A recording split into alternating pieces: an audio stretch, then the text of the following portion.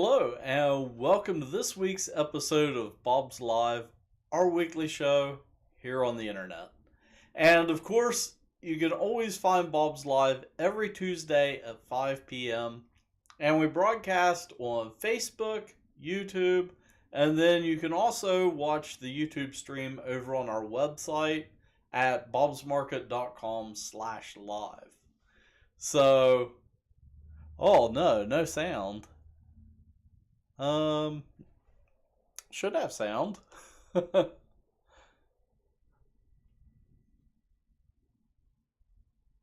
Do I have sound? Can somebody comment? Let's see. Do I have sound? Can somebody comment? Okay, yes, we do have sound. Okay, so we're good to go. Because the next thing is what everybody is here for. And yeah, I'm seeing tons of comments that, the sound is working. Go ahead and like and share this so that way people can see it. But yeah, the thing that we're here for is the drawing for our Mother's Day $100 gift card giveaway. So let's go ahead and jump into that. We had just an astonishing turnout for that giveaway. We had over 2,000 entries. So normally when I do giveaways on Bob's Live, I actually print out the list and then sit down with a pair of scissors and cut them out. I didn't want to stay here for 2 days with a pair of scissors cutting out entries. So what I did is I dumped all of the entries into a website that will basically do the drawing for me. So let me jump over to that page. There we go. And basically I can click this. It goes through all 2,000 plus entries and randomly picks a winner. And I'm kind of milking it right now. You can see I'm kind of dragging it out. I don't have a drum roll sound effect. So let's just go ahead and do it. So our winner is Raylyn McClung. So I'm going to write that name down right now. So I've got it.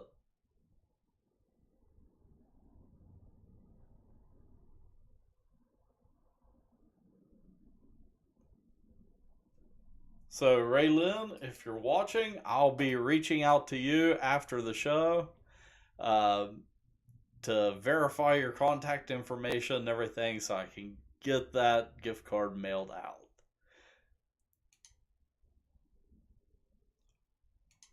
All right, the next thing that I want to talk about this week is a major thing that's happening today. And if you've been on Facebook, you've probably seen it. It is Bob Barnett's, our founder. It is his 90th birthday today. And we had a little bit of a surprise birthday party for him today here at work. And I got some video from it, so I thought I would share that. So let's all celebrate Bob's birthday.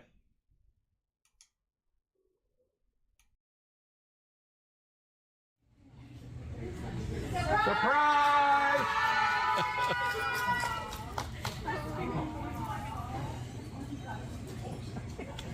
Ricky Curtis made this for him last night. Everyone, there's still some more filtering in. Y'all worked so hard, you may not have even known this, but about exactly 90 years ago today, this guy was born over in Leatarp Falls, Ohio. He's the baby of his family.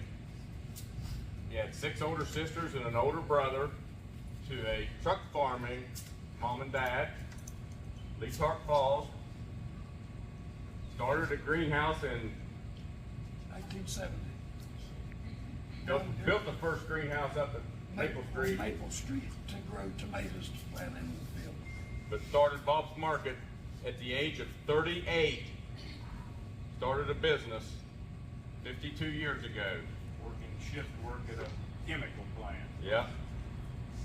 4 generations below him, and hundreds of great team members over the years. Several thousand. Or thousands. Thousands. And I couldn't have done it without good people, good family, and most of all, a good wife. Go ahead, Scott. Well, we want to acknowledge Miss Kim Augerbright, aka Cake Lady. She's in my phone as Cake Lady. We're making all these hundreds of cupcakes that you all get to enjoy. And she wants to get a picture of you with the cake.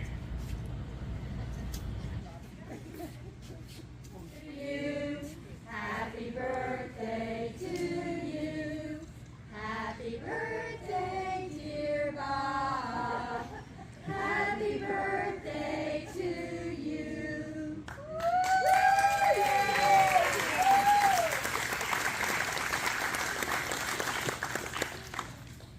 What can I say?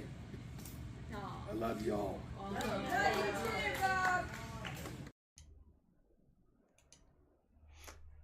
Yeah, that was great. Again, we just want to wish Bob a happy birthday. Of course, a lot of you, I think, are watching for the first time. I know we picked up a lot of followers this Mother's Day. There's other places where you can find us online. Of course, there's our website, bobsmarket.com. But you can also find us on Facebook, Twitter, Instagram, and YouTube. And the next thing that I want to talk about is something that we do weekly here on Bob's Live, and that is take a look at the weather forecast.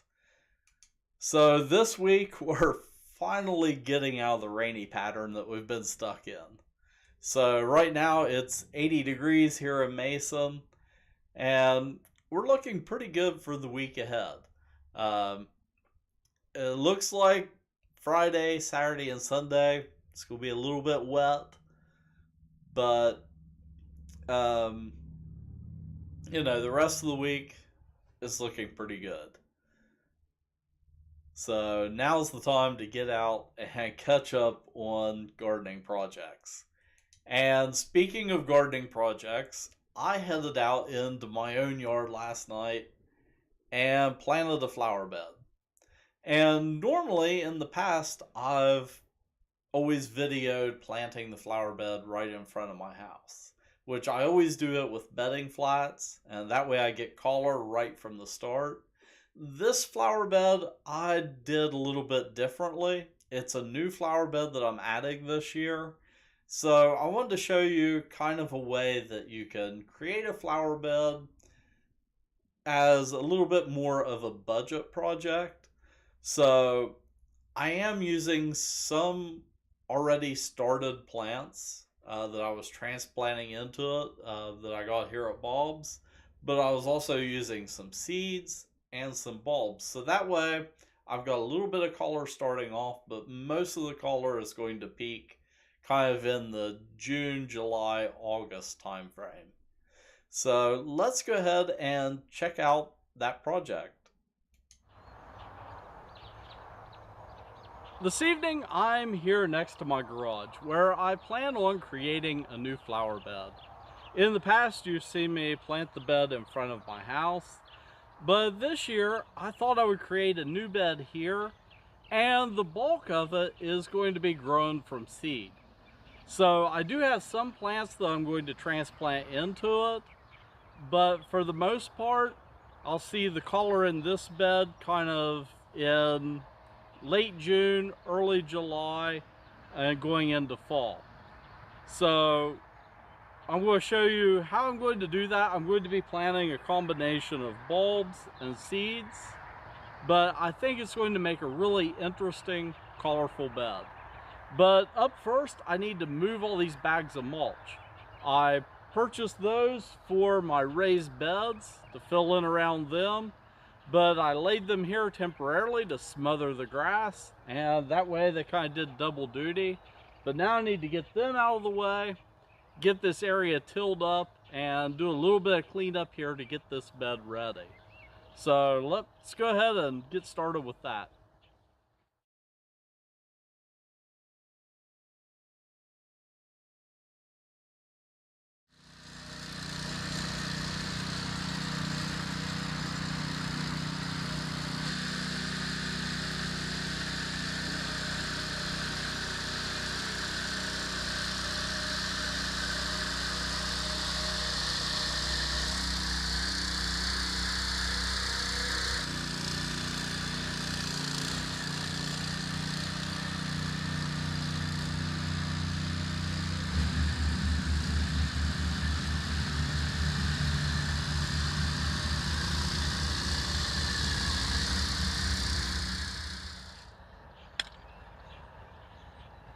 All right, so I got it tilled up.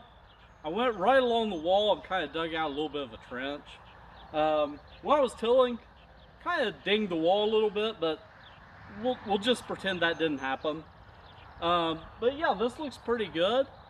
As I said, I dug out a trench, and what I'm going to do is plant some bulbs in that right up against the wall. And what I'm planting is gladiolus, so it'll get kind of tall and hopefully block out the little marks that I made, which this whole building needs scrubbed down anyway, so might take care of that later this summer. Okay, geese. Went and looked at my bulbs that I have. I have gladiolus, anemones, and ixia, which gladiolus and anemones, they should be perennials in this area. Ixia though, it's an annual bulb, so these I only get one season out of. But I've got multiple packs of these.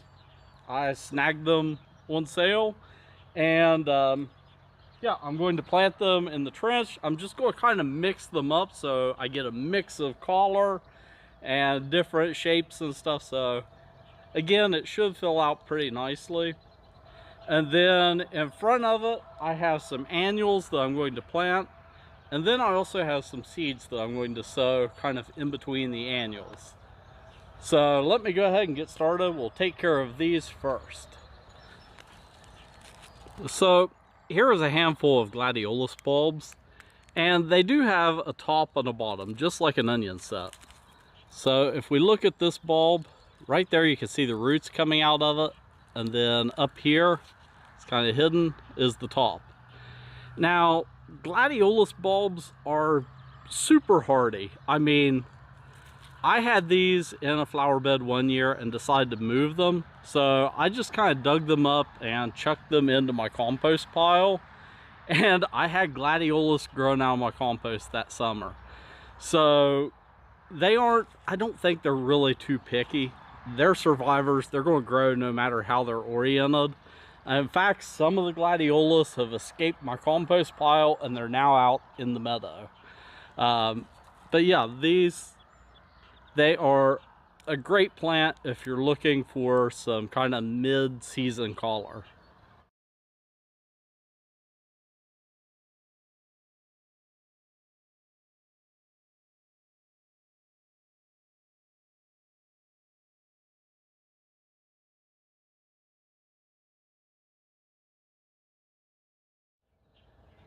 I got the bulbs planted, and now I'm getting ready to plant the annuals. But it's here in the evening and I am starting to lose daylight. So I'm going to set up the camera to do a time lapse while I plant these and plant the seeds. And then we'll take a look at the finished product in the morning. So I've got these to plant. I'm also going to do some edging along the side to kind of help delineate the edge of the bed a little bit better. But I'll do all that once I get these planted. So let me go ahead and get started on that, and you'll see a time lapse, and then I'll see you tomorrow morning.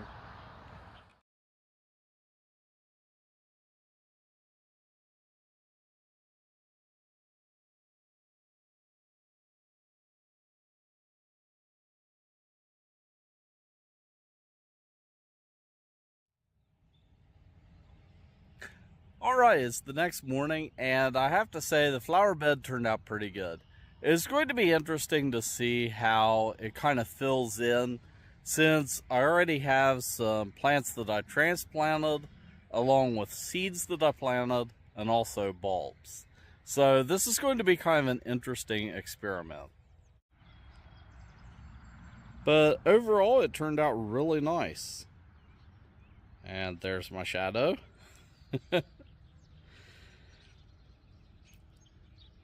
Which, one benefit of having a flower bed along a building like this is there is some weed eater damage right along the bottom with the vinyl siding. Again, in the future, I'm probably going to be replacing the siding on this building so it more closely matches the house, but oh well, we'll just live with it for now. So planting a flower bed like this using a combination of already started plants, seeds, and also bulbs is kind of a really good budget way of creating a larger flower bed. Now, over the next few years, I plan on adding in more perennials into it, like hostas and items like that. But to kind of give it a kickstart, this is a good route to go. So it's going to be interesting to see over the course of the summer how this evolves. But you will notice that I didn't put down any mulch, and that's because I sowed seeds. So until the seeds come up and become more established, I don't want to put down any mulch. So eventually I'll probably mulch at least along the edge of it, and depending on how the seeds come up and fill in, I'll mulch in around the other plants. So this is what it looks like now. We'll check back in on it throughout the summer. Alright, so one last thing is my logic behind laying out this bed. Here in the front of my house, I have kind of more formal flower beds with annuals like impatiens and things like that. In the backyard, it has large areas of meadow grass and then also wildflowers. So this bed is kind of a transition. It has some annuals in it, the petunias and lantana, but I'm also adding in some annual wildflowers. So it kind of creates that transition as you're walking from my front yard to the backyard. My house, it's kind of the mullet of landscaping. It's more formal in the front and then more wild in the back. So, yeah.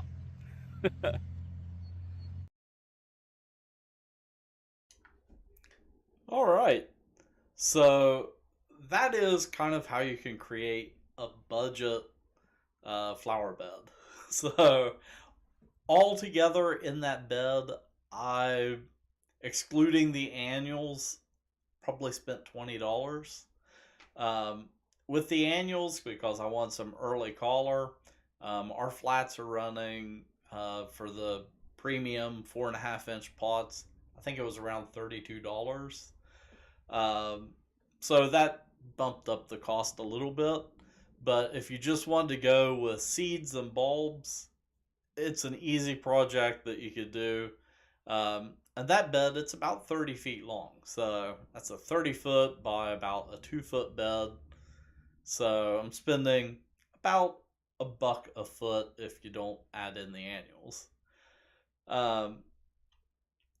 Something that I've got coming up that you could actually do also, but I'm going to be sharing it here on Bob's Live, is a garden tour. And I posted it over on Facebook this morning, but the Athens Humane Society is having their annual garden tour on May 22nd. And I'm going to be going to it and getting some video and sharing it here on Bob's Live. So you're welcome to watch it here, or if you want to check out these gardens and also support the Athens County Humane Society, come on out and do that. So I'm going to be posting some more details about it on Facebook and on our website. So if you're interested in supporting them, come on out and do that and check out these gardens. It sounds like there's going to be some really interesting gardens on this tour, and you can use that to get ideas for your own landscape. I know that's partially what I'm going to be doing, but I'm going to get some video of that so I can share it here on Bulbs Live also. And well, that is all that I have for this week. Like I said, you can join us here every Tuesday at 5 p.m. And we normally cover what's happening here at Bulbs. We tackle a gardening project. And also, if you've got any gardening questions or anything like that, feel free to drop them in the chat and I'll get to those also. And usually, if it's something that I can tackle like right now, like looking at the chat, I'll do that. I just bump the microphone.